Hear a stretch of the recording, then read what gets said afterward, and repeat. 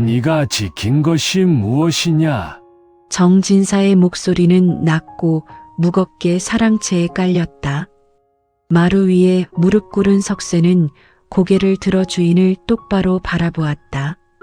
3년 만에 마주한 주인의 얼굴은 더 늙어 있었다. 하지만 석쇠의 등은 예전처럼 굽어지지 않았다. 사람입니다. 짧은 대답이었다. 진사의 눈빛이 흔들렸다. 마루 밖으로는 가을 단풍이 바람에 흔들렸고 비스듬히 들어온 햇살이 두 사람 사이를 가로질렀다. 긴 침묵이 흘렀다. 진사는 입을 열지 않았고 석쇠는 눈을 내리깔지 않았다. 사랑채 밖에서는 마을 사람들이 숨죽이며 서 있었다. 모두가 알고 있었다. 3년 전 이 집에서 쫓겨난 맏며느리와 그 며느리를 끝까지 따라간 머슴의 이야기를, 그리고 지난 역병 때 이 두 사람이 마을을 어떻게 살렸는지를. 그럼 이야기는 그 전으로 돌아간다. 석쇠가 처음 류마님을 본 것은 18살 봄날이었다. 붉은 가마가 정진사댁 대문 앞에 멈추었고 그 안에서 20살 신부가 내렸다. 곱게 단장한 얼굴이었지만 긴장한 기색이 역력했다. 대문 옆에서 짐을 들고 서 있던 석쇠는 그 모습을 보고 가슴이 철렁했다. 신부의 손이 떨리고 있었다. 저분이 우리 도련님 마님이시다. 함부로 쳐다보지 마라. 어머니가 석쇠의 옆구리를 쿡 찔렀다. 석쇠의 어머니는 이 집 유모였고 아버지는 마구간직이었다.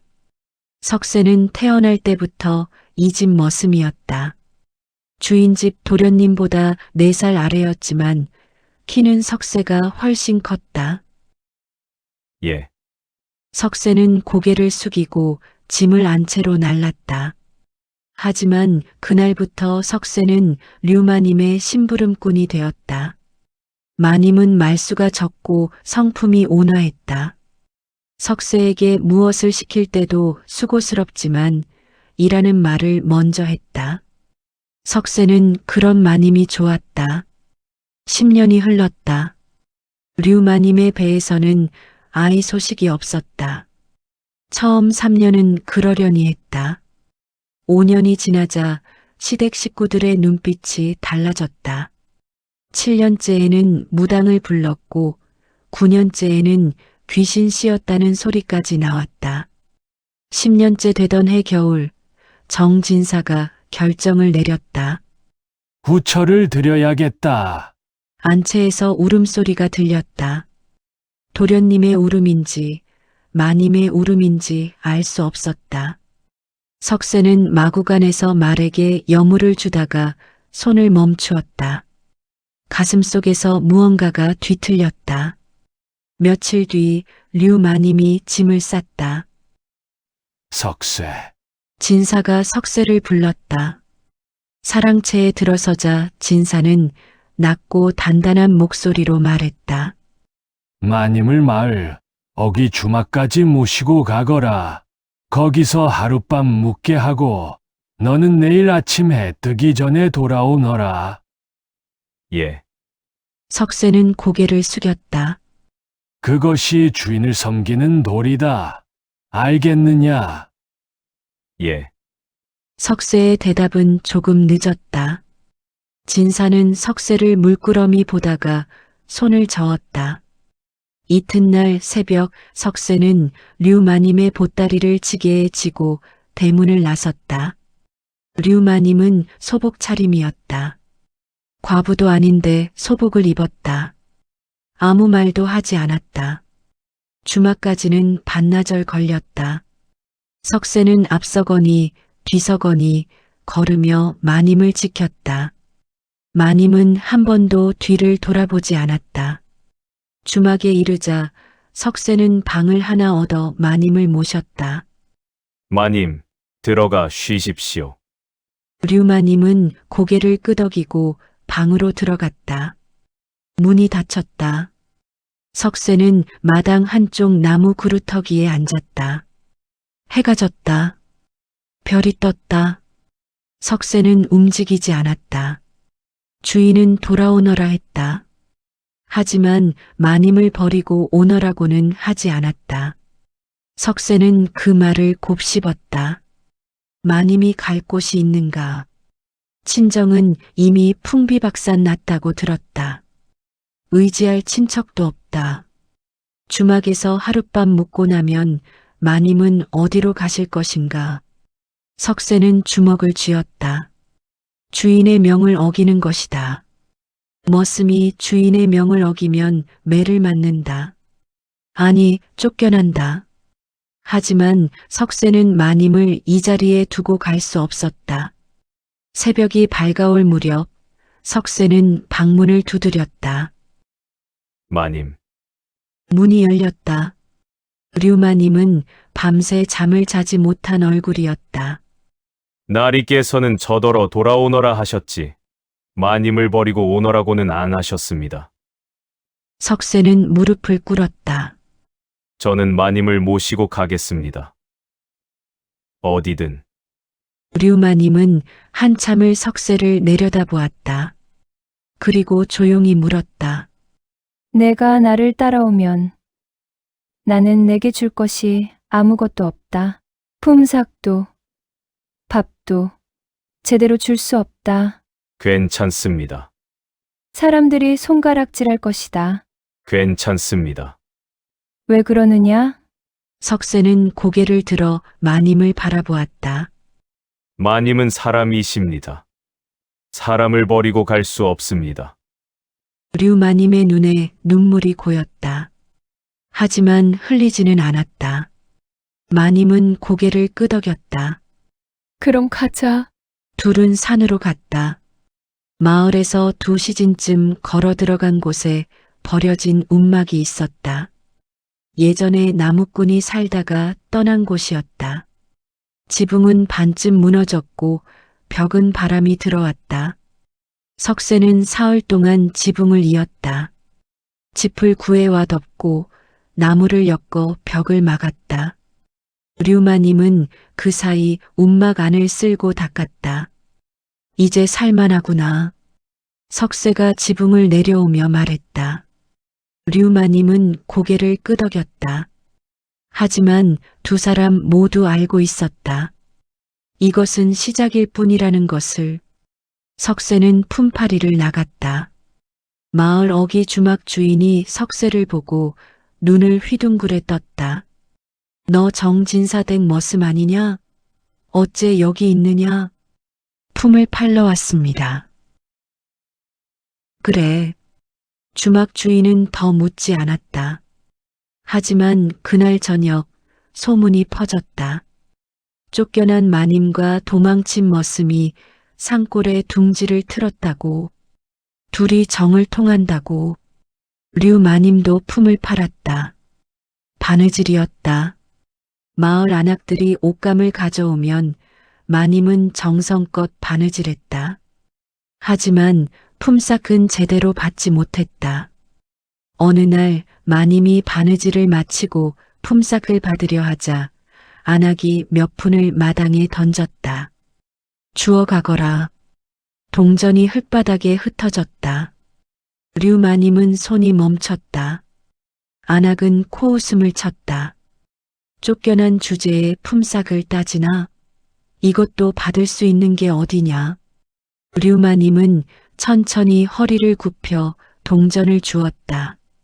손이 떨렸지만 얼굴은 담담했다. 안악은 돌아섰다.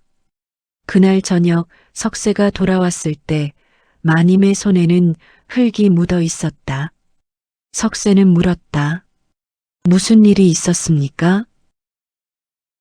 아무 일도 없었다. 석쇠는 마님의 손을 보았다. 알 수 있었다. 하지만 더 묻지 않았다. 대신 품삯으로 받은 쌀을 마님 앞에 내려놓았다. 제가 벌어온 것입니다. 이것으로 밥을 지으십시오. 고맙다. 마님의 목소리는 작았다. 하지만 그날 밤 지은 밥은 맛있었다. 둘은 마주 앉아 밥을 먹었다. 움막은 좁았지만 따뜻했다. 보름이 지났다. 마을에서 죽는 사람이 줄어들었다. 석세와 류마님이 나눠준 약을 먹은 이들은 하나둘 자리에서 일어났다. 하지만 여전히 병든 이가 많았다. 약초가 모자랐다. 더 깊은 산으로 가야 합니다. 석세가 말했다. 박영감이 고개를 저었다. 그곳은 위험하다. 짐승이 많고 길이 험하다. 괜찮습니다. 석세는 지게를 짊어졌다. 류마님이 일어섰다. 나도 가겠다. 마님은 여기서 약을 다리십시오. 약초를 구분하는 것은 내가 더 잘한다. 내가 힘이 세니 짐을 지고 나는 약초를 고르겠다. 석세는 마님을 말릴 수 없었다. 둘은 함께 깊은 산으로 들어갔다. 해가 기울 무렵 둘은 약초를 가득했다. 석세의 지게에는 풀이 가득했다. 류마님도 보따리에 약초를 담았다. 하지만 돌아가는 길에 해가 저물었다. 서둘러야 합니다. 석세가 앞서갔다. 하지만 산길은 어두웠다. 달빛만으로는 길을 찾기 어려웠다. 그때 풀숲에서 소리가 들렸다. 마님, 제 뒤로 오십시오. 석세가 마님을 막아섰다.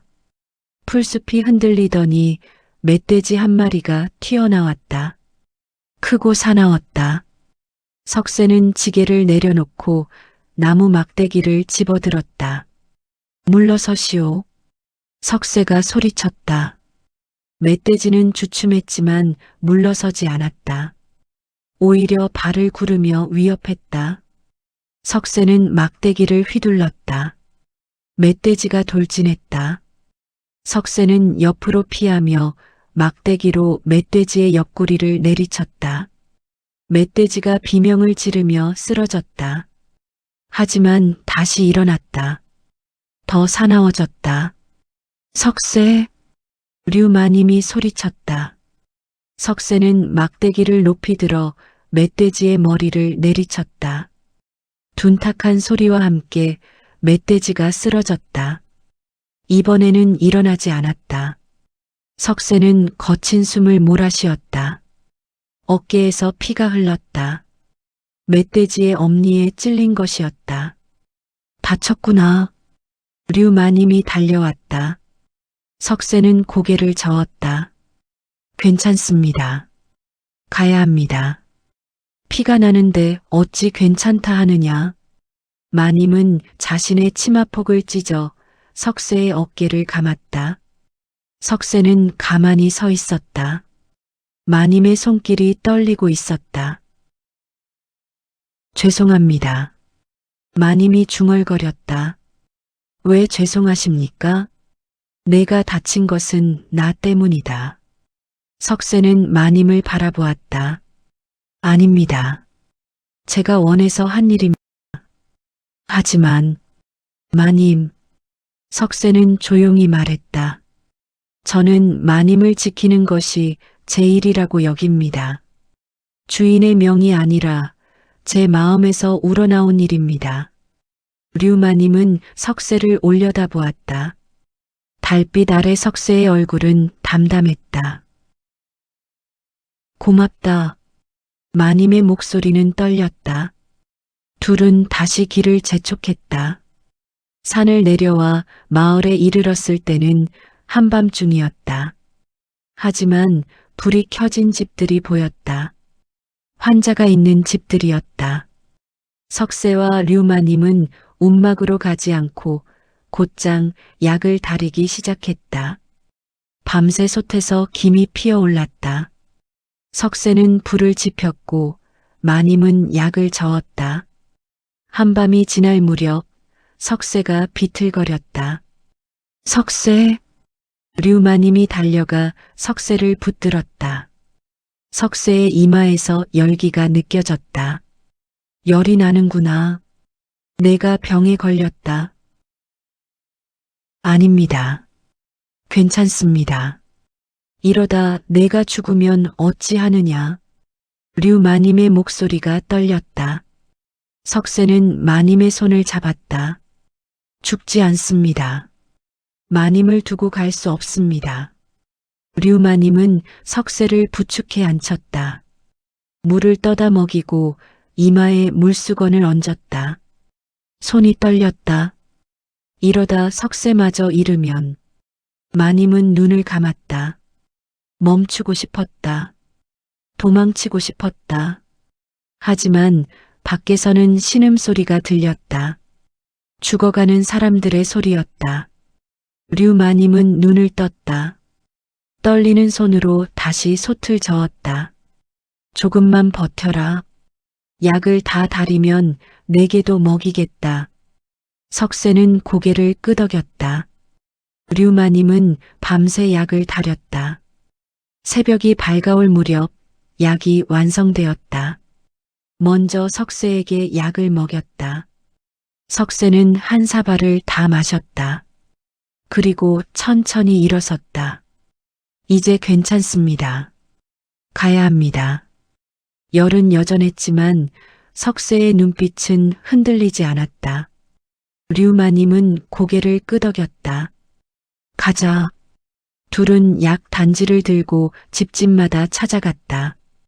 이듬해 봄 마을에 이상한 병이 돌기 시작했다. 처음에는 한두 집이었다. 열이 나고 기침을 하다가 사흘 만에 죽었다. 마을 사람들은 대수롭지 않게 여겼다. 봄철에 감기로 죽는 이가 한둘이던가. 하지만 열흘 뒤 죽은 이가 열을 넘었다. 역병이다. 마을에 공포가 퍼졌다.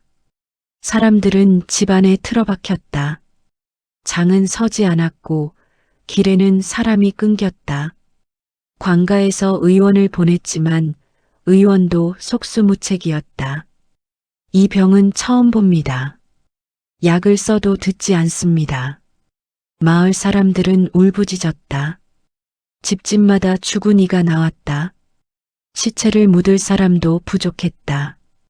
마을 어귀에는 상여가 줄을 이었다. 산골 움막에도 소식이 들렸다. 석쇠가 장에 나갔다가 빈손으로 돌아왔다. 장이 서지 않았던 것이다. 석쇠는 마님께 마을의 상황을 전했다. 역병이라 합니다. 사람들이 죽어나간다고 합니다. 류 마님의 얼굴이 굳었다. 얼마나 심하냐? 열흘 만에 수십 명이 죽었다고 합니다. 마님은 창밖을 바라보았다. 한참을 말이 없다가 조용히 물었다. 우리가 할 수 있는 일이 있을까? 석쇠는 마님을 바라보았다. 마님의 눈빛은 흔들리지 않았다. 마님, 위험합니다. 알고 있다. 마을 사람들은 우리를 손가락질했습니다. 알고 있다. 그래도 가시렵니까? 류 마님은 고개를 끄덕였다. 사람이 죽어가는데 손가락질을 따질 때가 아니다. 석쇠는 잠시 망설이다가 고개를 숙였다. 알겠습니다. 제가 길을 찾아보겠습니다. 이튿날 새벽 석쇠는 산으로 들어갔다. 더 깊은 산속으로. 예전에 나무를 하러 갔을 때 움막 하나를 본 적이 있었다. 그곳에 사람이 산다는 소문을 들었다. 약초를 캐는 노인이라고. 해가 중천에 떴을 때 석쇠는 그 움막을 찾았다. 움막은 작았지만 정갈했다. 문 앞에는 약초가 널려 말라가고 있었다. 석쇠가 조심스럽게 문을 두드렸다. 누구냐? 안에서 목소리가 들렸다. 늙었지만 또렷한 목소리였다. 지나가는 사람입니다. 여쭤볼 것이 있어 왔습니다. 문이 열렸다. 백발의 노인이 나타났다. 얼굴에는 주름이 깊었지만 눈빛만은 맑았다. 노인은 석쇠를 위아래로 훑어보았다. 품팔이꾼이로구나. 무엇을 묻고자 하느냐? 마을에 역병이 돌고 있습니다. 혹시 이 병을 치료할 방법을 아십니까? 노인은 눈을 가늘게 떴다. 역병? 어떤 증상이냐? 석쇠는 들은 대로 말했다. 열이 나고 기침을 하다가 사흘 만에 죽는다고. 노인은 고개를 끄덕였다. 알겠다. 그 병이라면 약초가 있다. 정말입니까? 하지만 쉽지 않다. 약초를 구하기도 어렵고 다리는 법도 까다롭다. 석쇠는 무릎을 꿇었다. 가르쳐 주십시오. 무엇이든 하겠습니다. 노인은 석쇠를 한참 내려다보았다. 그리고 물었다. 너는 왜 그러느냐? 마을 사람들이 너를 어떻게 대했는지 내 귀에도 들렸다. 석쇠는 고개를 들어 노인을 똑바로 바라보았다.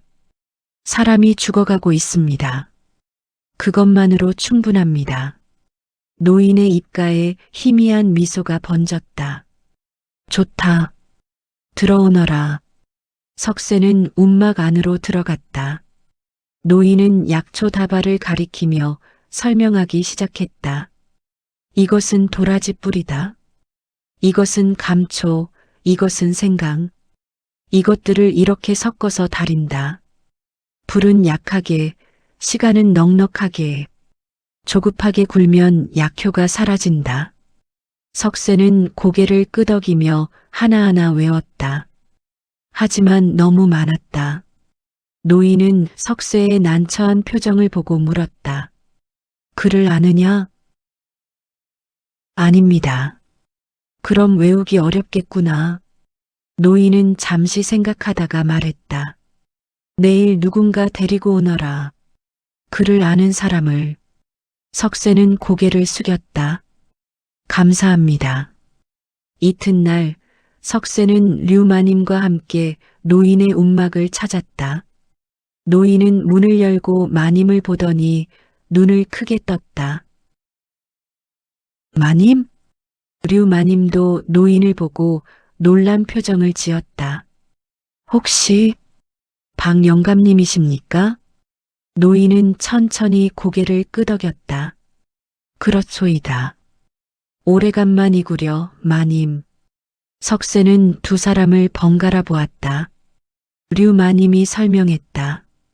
이분은 우리 친정 집안에서 종을 살다가 속량된 분이시다. 의술이 뛰어나셨지. 박 영감은 쓸쓸하게 웃었다. 옛날 이야기요. 이제는 그저 산속에서 풀이나 뜯는 늙은이일 뿐이요. 은혜를 잊은 적 없습니다.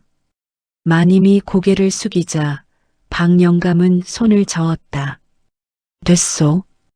그런 이야기는 이제 그만. 역병 이야기를 들었소. 내 도울 것이오. 그날부터 석쇠와 류마님은 박 영감에게 약초 캐는 법과 다리는 법을 배웠다. 박 영감은 친절하게 가르쳤다. 류마님은 종이에 적었고 석쇠는 산을 뒤지며 약초를 캤다. 사흘 뒤 둘은 첫 약을 완성했다. 이제 가서 사람들에게 나눠주시오. 박 영감이 말했다. 석쇠와 류마님은 큰 솥에 약을 담아 마을로 내려갔다. 마을 사람들은 처음에는 의심했다. 쫓겨난 여자와 도망친 머슴이 무슨 약을? 하지만 죽어가는 사람 앞에서는 선택지가 없었다. 한 집이 약을 받았다. 이틀 뒤 그 집 환자가 일어났다.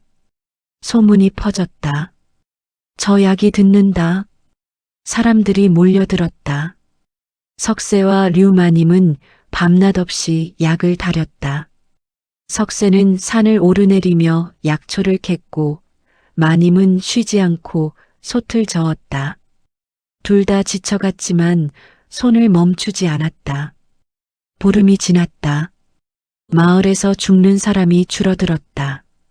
석쇠와 류마님이 나눠준 약을 먹은 이들은 하나둘 자리에서 일어났다. 하지만 여전히 병든 이가 많았다. 약초가 모자랐다. 더 깊은 산으로 가야 합니다. 석쇠가 말했다. 박 영감이 고개를 저었다. 그곳은 위험하다. 짐승이 많고 길이 험하다. 괜찮습니다. 석쇠는 지게를 짊어졌다. 류 마님이 일어섰다. 나도 가겠다. 마님은 여기서 약을 다리십시오. 약초를 구분하는 것은 내가 더 잘한다. 내가 힘이 세니 짐을 지고 나는 약초를 고르겠다. 석쇠는 마님을 말릴 수 없었다. 둘은 함께 깊은 산으로 들어갔다. 해가 기울 무렵 둘은 약초를 가득했다. 석쇠의 지게에는 풀이 가득했다. 류 마님도 보따리에 약초를 담았다. 하지만 돌아가는 길에 해가 저물었다. 서둘러야 합니다. 석쇠가 앞서갔다. 하지만 산길은 어두웠다. 달빛만으로는 길을 찾기 어려웠다. 그때 풀숲에서 소리가 들렸다. 마님, 제 뒤로 오십시오. 석쇠가 마님을 막아섰다. 풀숲이 흔들리더니 멧돼지 한 마리가 튀어나왔다. 크고 사나웠다. 석쇠는 지게를 내려놓고 나무 막대기를 집어들었다. 물러서시오. 석쇠가 소리쳤다. 멧돼지는 주춤했지만 물러서지 않았다. 오히려 발을 구르며 위협했다. 석쇠는 막대기를 휘둘렀다. 멧돼지가 돌진했다. 석쇠는 옆으로 피하며 막대기로 멧돼지의 옆구리를 내리쳤다. 멧돼지가 비명을 지르며 쓰러졌다. 하지만 다시 일어났다. 더 사나워졌다. 석쇠! 류 마님이 소리쳤다. 석쇠는 막대기를 높이 들어 멧돼지의 머리를 내리쳤다. 둔탁한 소리와 함께 멧돼지가 쓰러졌다. 이번에는 일어나지 않았다. 석쇠는 거친 숨을 몰아쉬었다. 어깨에서 피가 흘렀다. 멧돼지의 엄니에 찔린 것이었다. 다쳤구나. 류 마님이 달려왔다. 석쇠는 고개를 저었다. 괜찮습니다. 가야 합니다. 피가 나는데 어찌 괜찮다 하느냐.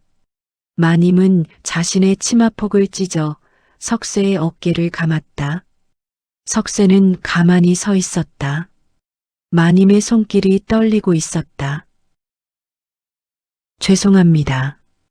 마님이 중얼거렸다. 왜 죄송하십니까? 내가 다친 것은 나 때문이다. 석쇠는 마님을 바라보았다. 아닙니다. 제가 원해서 한 일입니다. 하지만 마님, 석쇠는 조용히 말했다. 저는 마님을 지키는 것이 제 일이라고 여깁니다. 주인의 명이 아니라 제 마음에서 우러나온 일입니다. 류 마님은 석쇠를 올려다보았다. 달빛 아래 석쇠의 얼굴은 담담했다. 고맙다. 마님의 목소리는 떨렸다. 둘은 다시 길을 재촉했다. 산을 내려와 마을에 이르렀을 때는 한밤중이었다. 하지만 불이 켜진 집들이 보였다. 환자가 있는 집들이었다. 석쇠와 류마님은 움막으로 가지 않고 곧장 약을 다리기 시작했다. 밤새 솥에서 김이 피어올랐다. 석쇠는 불을 지폈고 마님은 약을 저었다. 새벽이 밝아올 무렵 약이 완성되었다. 가자. 둘은 약 단지를 들고 집집마다 찾아갔다. 문을 두드리고 약을 건넸다.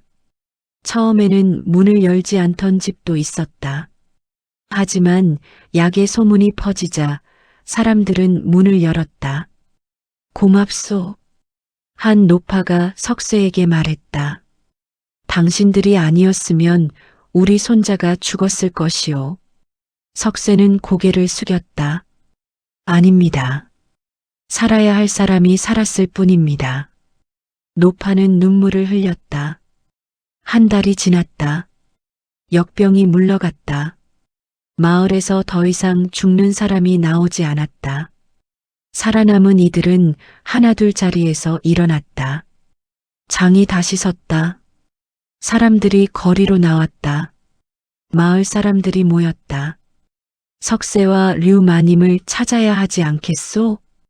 그렇소.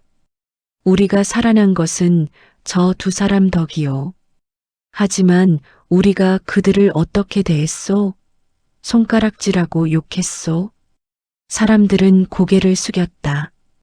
부끄러운 기색이 역력했다. 그래도 가야 하오. 고마움을 전해야 하오. 마을 사람들은 산골 움막으로 향했다. 하지만 움막에는 아무도 없었다. 석세와 류마님은 여전히 마을을 돌며 회복 중인 사람들을 돌보고 있었다. 마을 어귀에서 사람들이 석세와 류마님을 만났다. 석세는 약 단지를 들고 있었고 마님은 보따리를 들고 있었다. 둘 다 지쳐 보였다. 마을 사람들은 일제히 고개를 숙였다. 고맙소이다. 석세와 류마님은 놀란 표정을 지었다. 한 사내가 앞으로 나섰다. 우리가 당신들을 손가락질했소. 욕했소. 하지만 당신들은 우리를 살렸소. 이 은혜를 어찌 갚아야 할지 모르겠소. 석세는 고개를 저었다. 갚으실 것 없습니다. 사람이 사람을 돕는 것은 당연한 일입니다. 당연하지 않소? 우리가 당신들에게 한 것을 생각하면 류마님이 조용히 말했다. 지난 일은 지난 일입니다. 이제는 모두 건강하게 사십시오. 그것으로 충분합니다. 마을 사람들은 눈물을 흘렸다. 그날 이후 아무도 석세와 류마님을 손가락질하지 않았다. 오히려 길에서 만나면 먼저 인사했다. 장에서 물건을 팔면 죗값을 주었다. 바느질 품삯도 제대로 받았다. 하지만 석세와 류마님의 삶은 크게 달라지지 않았다. 여전히 산골 움막에서 살았고 여전히 품을 팔았다. 다만 하나가 달라졌다면 이제는 혼자가 아니었다는 것. 마을 사람들이 그들의 이웃이 되었다. 역병이 지나간 뒤 한 달쯤 지났을 무렵 정진사 댁에도 그 소문이 들렸다. 먼저 안채 시녀가 장에 나갔다가 들었다. 산골에 사는 두 사람이 마을을 살렸다더라. 밤낮 없이 약을 다려 나눠주었다지 뭐요. 그게 누군데? 쫓겨난 류마님과 석세라던데요. 시녀는 귀가 번쩍 뜨였다. 서둘러 집으로 돌아와 다른 시녀들에게 말했다. 소문은 삽시간에 안채로 사랑채로 퍼졌다. 정진사는 처음에는 믿지 않았다. 헛소문이다. 머슴놈이 무슨 약을 다리겠느냐. 하지만 마을 사람들이 직접 찾아왔다. 날이 사실입니다. 저희 마을이 몰살당할 뻔했는데 두 분이 살려주셨습니다. 류마님과 석세가 그렇습니다. 밤낮 없이 산에서 약초를 캐고 약을 다려 집집마다 돌아다니셨습니다. 당신들도 병에 걸릴 위험을 무릅쓰고요. 정진사는 말이 없었다. 마을 사람들은 계속 말했다. 저희가 부끄럽습니다. 그분들을 손가락질했는데 그분들은 저희를 살렸습니다. 알았다. 돌아가 보라. 마을 사람들이 돌아간 뒤 정진사는 오래도록 사랑채에 앉아 있었다. 창밖으로는 봄비가 내렸다. 빗소리만 고요히 들렸다. 석세 그놈이, 그리고 며느리가. 진사는 눈을 감았다. 3년 전 그날이 떠올랐다. 석세에게 명했던 말. 마님을 주막까지만 데려다주고 나는 돌아오너라. 하지만 석세는 돌아오지 않았다. 진사는 그것을 배신이라 여겼다. 며느리는 쫓아낸 것이 당연하다 여겼다. 대를 이어야 했으니까. 그런데 그들은 마을을 살렸다. 진사는 술잔을 들었다. 하지만 마시지 못하고 내려놓았다. 가슴이 답답했다. 안채에서는 김씨가 그 소문을 들었다. 류 마님께서 역병을 치료하셨다고요? 그렇답니다, 마님. 시녀가 대답했다. 김씨는 창밖을 바라보았다. 1년 넘게 병석에 누워있던 그녀는 이제 겨우 일어나 앉을 수 있었다. 하지만 여전히 약했다. 그분은 어떤 분이셨나요? 온화하고 인자하신 분이셨습니다. 하인들에게도 늘 고운 말씀만 하셨지요. 그랬군요. 김 씨는 눈을 감았다. 자신이 이 집에 온 것은 류마님이 쫓겨났기 때문이었다. 그녀는 그것을 알고 있었다. 처음에는 전 마님이 무능했구나라고 생각했다. 하지만 지금은 달랐다. 내가 이 자리에 있는 것이 옳은 일이었을까? 김 씨는 아들을 안았다. 아이는 자고 있었다. 김 씨의 눈에서 눈물이 흘렀다. 도령은 마당에서 그 소문을 들었다. 하인들이 수군거리는 소리가 들렸다. 도령은 술잔을 들고 있다가 멈칫했다. 귀를 기울였다.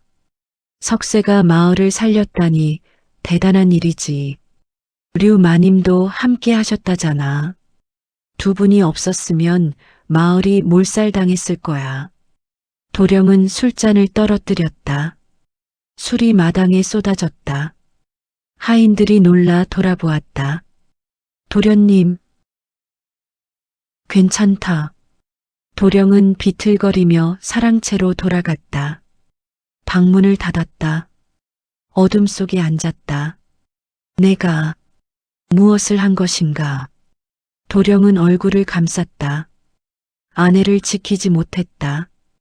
아버지의 뜻에 거역하지 못했다. 그리고 아내는 쫓겨났다. 도령은 그것을 어쩔 수 없는 일이라 여겼다. 가문의 대를 이어야 하니까. 하지만 쫓겨난 아내는 역병 속에서 사람들을 살렸다. 도령은 무엇을 했는가? 술만 마셨다. 나는 비겁했다. 도령은 울었다. 어둠 속에서 소리 없이 울었다. 며칠 뒤 정진사는 결심했다. 석세를 불러오너라. 하인이 놀랐다. 석세를 말씀이십니까? 그렇다. 당장 가서 데려오너라. 하인은 산골 움막으로 달려갔다. 석세는 나무를 패고 있었다.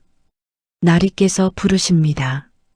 석세는 도끼를 내려놓았다. 류마님이 움막에서 나왔다. 무슨 일이냐? 정진사 나리께서 석세를 부르신답니다. 마님과 석세는 눈을 마주쳤다. 마님이 물었다. 가겠느냐? 가야지요. 석세는 옷을 털고 하인을 따라갔다. 마님은 문 앞에 서서 석세가 사라질 때까지 바라보았다. 정진사 댁에 이른 것은 해질 무렵이었다. 석세는 3년 만에 그 대문을 다시 보았다. 달라진 것은 없었다. 기와장도 대문도 마당의 나무도 그대로였다. 하지만 석세는 달라져 있었다. 사랑채로 안내되었다. 정진사가 앉아 있었다. 석세는 무릎을 꿇었다. 하지만 고개는 숙이지 않았다. 정진사는 한참을 석세를 바라보았다. 그리고 입을 열었다. 3년이 되었구나. 그렇습니다. 내가 내게 명했다. 마님을 주막까지만 데려다주고 돌아오라고. 예. 너는 돌아오지 않았다. 예. 왜 그랬느냐? 석세는 정진사를 똑바로 바라보았다. 나리께서는 돌아오라 하셨지 마님을 버리라고는 하지 않으셨습니다. 정진사의 눈빛이 흔들렸다. 말장난이냐? 아닙니다. 저는 나리의 말씀을 제 방식대로 따랐을 뿐입니다. 정진사는 말이 없었다. 석쇠는 계속 말했다. 나리께서 저를 부르신 이유를 압니다. 역병 때문이시지요. 그렇다. 저는 제가 한 일이 옳았다고 여깁니다. 마을 사람들이 저와 마님을 어떻게 대했든 사람이 죽어가는 것을 보고만 있을 수 없었습니다. 정진사는 석쇠를 오래 바라보았다. 그리고 천천히 입을 열었다. 내가 지킨 것이 무엇이냐? 석쇠는 주저없이 대답했다. 사람입니다. 사람. 정진사는 그 말을 되뇌었다. 석쇠는 고개를 끄덕였다. 예, 사람입니다. 주인의 명보다 사람이 위냐? 정진사의 목소리에 날이 섰다. 하지만 석쇠는 흔들리지 않았다. 주인의 명도 사람을 지키라는 것이라 여겼습니다. 내가 언제 그리 말했느냐? 나리께서는 저더러 마님을 주막까지 데려다 주라 하셨습니다. 데려다 주라 하셨지 버리라 하지 않으셨습니다. 정진사는 입술을 깨물었다. 그것은 내 멋대로 해석한 것이다. 그렇습니다. 석쇠는 고개를 숙이지 않고 대답했다. 저는 나리의 뜻을 제 방식대로 이해했습니다. 잘못이라면 벌을 받겠습니다. 정진사는 한참을 말이 없었다. 마루 밖으로는 저녁 바람이 불었다. 처마의 풍경이 흔들렸다. 맑은 소리가 사랑채에 울렸다. 마을 사람들이 찾아왔다. 진사가 다시 입을 열었다. 내가 마을을 살렸다고 했다. 마님께서 하신 일입니다. 저는 그저 힘을 보탰을 뿐입니다. 겸손한 척 하지 마라. 내가 없었으면 마님 혼자서는 할 수 없는 일이었다. 석쇠는 대답하지 않았다. 진사는 계속 말했다. 역병이 돌 때 너는 목숨을 걸었다. 사람들이 말하더라. 내가 깊은 산까지 가서 약초를 캐었다고. 멧돼지에게 다치면서도 살아야 할 사람들이었습니다. 그 사람들이 너를 어떻게 대했는지 알고 있다. 손가락질하고 욕했다. 그런데도 내가 그들을 살린 이유가 무엇이냐? 석쇠는 정진사를 똑바로 바라보았다. 사람이기 때문입니다. 사람? 예. 그들이 저를 어떻게 대했든 그들은 사람입니다. 사람이 죽어가는 것을 보고 모른 척 할 수 없었습니다. 정진사는 석쇠를 오래 바라보았다. 석쇠의 눈빛에는 흔들림이 없었다. 거짓도 꾸밈도 없었다. 그저 담담한 진실만 있었다. 나는 내게 잘못했다. 진사의 목소리가 낮아졌다. 석쇠는 눈을 크게 떴다. 나리, 들어라. 진사는 손을 들어 석쇠를 제지했다. 나는 며느리를 쫓아냈다. 대를 잇기 위해서였다. 가문을 지키기 위해서였다. 그것이 옳다고 여겼다. 진사는 잠시 말을 멈추었다. 창밖을 바라보았다. 하지만 내가 가문을 지킨다고 한 일이 무엇을 남겼느냐? 며느리는 쫓겨났고 아들은 술에 빠졌고 새 며느리는 병들었다. 집안에는 흉사가 끊이지 않았다. 그런데 쫓겨난 며느리는 사람을 살렸다. 도망친 머슴도 사람을 살렸다. 내가 지킨 것이 무엇이고 너희가 지킨 것이 무엇이냐? 정진사는 석쇠를 바라보았다. 그의 눈에는 후회가 서려 있었다. 나는 체면을 지켰다. 하지만 사람을 잃었다. 너는 주인의 명을 어겼다. 하지만 사람을 지켰다. 날이 일어서라. 진사가 말했다. 석쇠는 망설였다. 날이 저는 아직 일어서라고 했다. 석쇠는 천천히 일어섰다. 정진사도 일어섰다. 두 사람이 마주 섰다. 주인과 머슴. 하지만 그 사이에는 이전과 다른 무언가가 흐르고 있었다. 석쇠, 예, 날이. 너는 이제 내 머슴이 아니다. 석쇠는 숨을 멈췄다. 정진사는 안채를 향해 손을 들었다. 하인 하나가 문서를 들고 왔다. 이것은 땅 문서다. 마을 어귀에 있는 밭 5마지기. 이제 내 것이다. 날이 이것은 그리고 이것은 속량 문서다. 너는 이제 자유인이다. 석쇠의 손이 떨렸다. 문서를 받아들었지만 실감이 나지 않았다. 날이 저는 이럴 자격? 정진사는 쓸쓸하게 웃었다. 내가 한 일을 생각하면 이것은 아무것도 아니다. 하지만 이것이 내가 줄 수 있는 전부다. 석쇠는 문서를 꼭 쥐었다. 눈시울이 뜨거워졌다. 감사합니다. 가거라. 이제 내가 가고 싶은 곳으로 가라. 누구도 너를 붙잡을 수 없다. 석쇠는 고개를 숙여 절했다. 그리고 물러났다. 대문을 나서는데 뒤에서 정진사의 목소리가 들렸다. 석쇠. 석쇠는 돌아보았다. 며느리는 잘 있느냐? 예, 날이. 마님께서는 건강하십니다. 정진사는 고개를 끄덕였다. 더 이상 말하지 않았다. 석쇠는 대문을 나섰다. 그날 밤 정진사는 도령을 불렀다. 아버님. 도령은 술 냄새를 풍기며 들어왔다.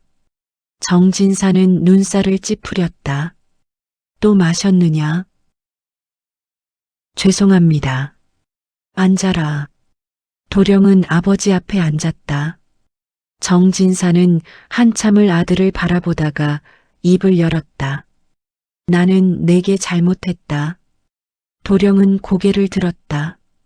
아버지가 사과하는 것은 처음이었다. 아버님, 내 아내를 쫓아낸 것은 내 결정이었다. 하지만 너도 막지 않았다. 도령은 고개를 떨구었다. 저는 비겁했습니다. 그렇다. 정진사는 단호하게 말했다. 너는 비겁했다. 아내를 사랑하면서도 지키지 못했다. 나를 원망하면서도 거역하지 못했다. 도령은 주먹을 쥐었다. 하지만 아직 늦지 않았다. 예, 내일 안채로 가라. 내 새 아내에게 가서 전 아내 이야기를 하라. 숨기지 말고 모든 것을 말하라. 아버님, 그것이 무슨... 그리고 내 마음도 말하라. 내가 여전히 전 아내를 잊지 못한다는 것을. 도령은 눈을 크게 떴다. 그렇게 하면 새 아내는 그 여인도 알 권리가 있다. 자기가 누구의 자리를 대신했는지, 그리고 남편의 마음이 어디에 있는지. 정진사는 창밖을 바라보았다.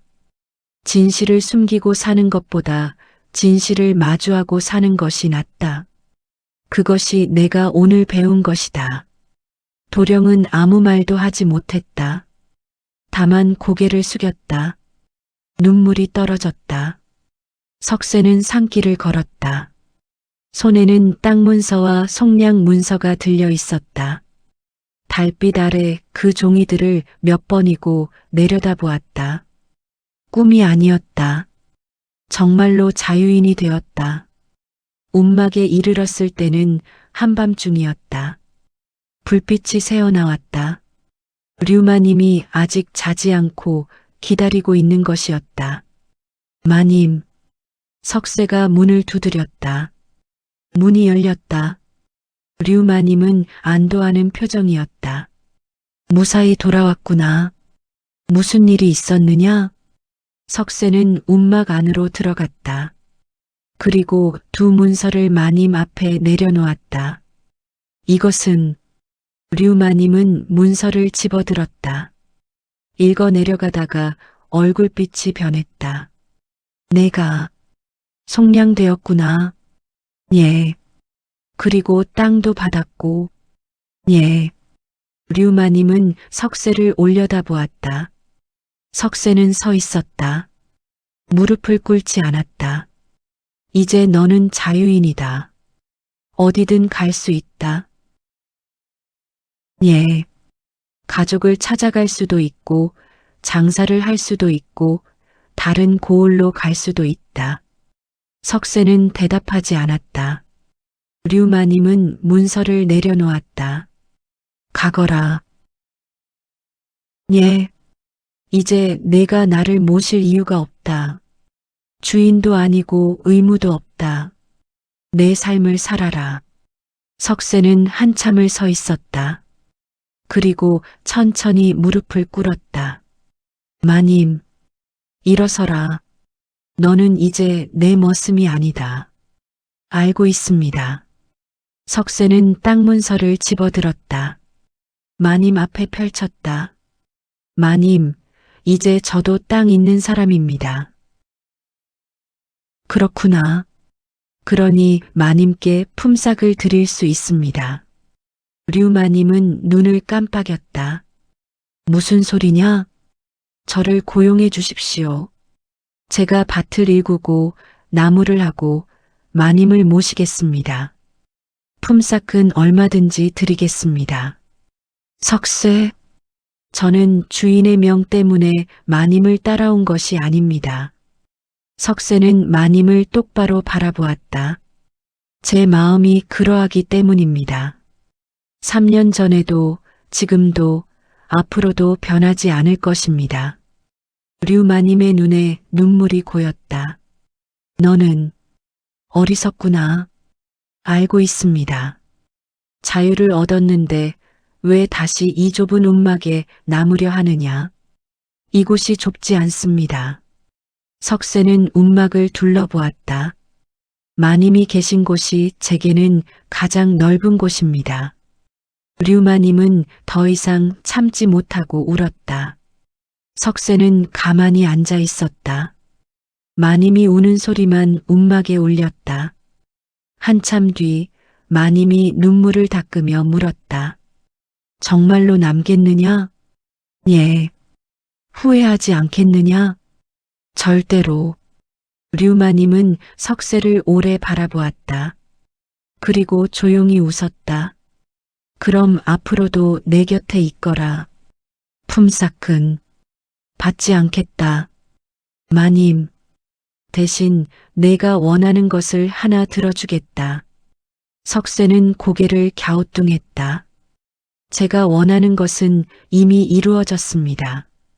무엇이냐? 마님 곁에 있는 것입니다. 류마님은 다시 눈물을 흘렸다. 하지만 이번에는 웃으면서 며칠 뒤 마을에서 사람들이 찾아왔다. 석쇠 류마님 계시오? 석쇠가 나가보니 마을 사람 5~6명이 서 있었다. 손에 무언가를 들고 있었다. 무슨 일이십니까? 우리가 의논했소. 당신들이 산골 움막에서 사는 것이 마음에 걸렸소. 괜찮습니다. 저희는 아니요. 괜찮지 않소. 사내 하나가 앞으로 나섰다. 우리 마을 어귀에 빈 집이 하나 있소. 그리 크지는 않지만 움막보다는 나을 것이요. 우리가 고쳐놓았소. 가서 사시오. 석쇠는 놀랐다. 그것은 너무 과분합니다. 과분하지 않소. 당신들이 우리를 살렸소. 이것쯤은 해야 우리 마음이 편하오. 다른 사람들도 고개를 끄덕였다. 류마님이 움막에서 나왔다. 고맙습니다. 하지만, 마님, 한 안악이 앞으로 나왔다. 마님께서 우리 아이를 살려주셨습니다. 이 은혜를 어찌 갚겠습니까? 부디 받아주십시오. 사람들이 일제히 고개를 숙였다. 류마님은 석쇠를 보았다. 석쇠는 마님께 고개를 끄덕였다. 그럼 감사히 받겠습니다. 사람들이 환호했다. 그날 마을 사람들은 석쇠와 류마님의 짐을 날라다 주었다. 많지 않은 살림이었지만 사람들은 정성껏 날랐다. 새 집은 마을 어귀에 있었다. 작지만 아담했다. 마당도 있고 우물도 있었다. 사람들이 지붕도 이고 벽도 바른 집이었다. 여기서 사십시오. 이제 우리 마을 사람입니다. 석쇠와 류마님은 새 집에 짐을 풀었다. 해가 질 무렵 두 사람은 마루에 나란히 앉았다. 마을이 내려다 보였다. 이제 정말 달라졌구나. 류마님이 중얼거렸다. 석쇠는 고개를 끄덕였다. 예. 하지만 변하지 않은 것도 있습니다. 무엇이냐? 석쇠는 마님을 바라보았다. 제가 마님 곁에 있다는 것입니다. 류마님은 웃었다. 저녁 해가 두 사람을 비췄다. 한 달쯤 지났을 무렵 정진사 댁에서 사람이 왔다. 마님을 모시러 왔습니다. 석쇠는 칼을 뽑을 듯이 긴장했다. 하지만 하인은 손을 저었다. 오해 마십시오. 나리께서 마님을 다시 모시고자 하십니다. 예, 마을 사람들이 청했습니다. 류마님을 다시 정진사 댁으로 모셔달라고. 나리께서도 그리 하시기로 했습니다. 류마님이 나왔다. 나는 가지 않겠다고 전하라. 하인은 당황했다. 마님, 하지만 나는 이미 쫓겨난 몸이다. 다시 돌아갈 이유가 없다. 하지만 나리께 감사하다고 전하라. 하지만 나는 여기서 살겠다. 하인은 어찌할 바를 몰랐다. 석쇠가 말했다. 마님의 뜻이 그러하시니 그리 전하십시오. 하인은 돌아갔다. 석쇠는 마님을 바라보았다. 괜찮으십니까? 괜찮다. 류마님은 마을을 바라보았다. 나는 이미 내 자리를 찾았다. 저 양반가가 아니라 이곳에서. 그날 저녁 정진사는 하인의 보고를 듣고 오래 말이 없었다. 그리고 중얼거렸다. 그것이 옳은 일이겠지. 안채에서 김씨가 그 소식을 듣고 안도의 한숨을 쉬었다. 도령은 사랑채에서 술잔을 내려놓았다. 세월이 흘렀다. 석쇠는 밭을 일구었다. 땅 5마지기는 작았지만 정성껏 가꾸니 곡식이 잘 자랐다. 류마님은 마을 안악들에게 바느질을 가르쳤다. 사람들은 마님을 스승처럼 따랐다. 어느 가을날 석쇠가 밭에서 일하고 있을 때 류마님이 찾아왔다. 손에 도시락을 들고 쉬어라. 석쇠는 괭이를 내려놓고 마님 곁에 앉았다. 마님이 밥을 꺼냈다. 두 사람은 나란히 앉아 밥을 먹었다. 행복하냐? 마님이 물었다. 석쇠는 고개를 끄덕였다. 예. 후회는 없습니다. 류마님은 하늘을 올려다보았다. 높고 푸른 하늘이었다. 나도 그렇다. 바람이 불었다. 들판에 곡식이 일렁였다.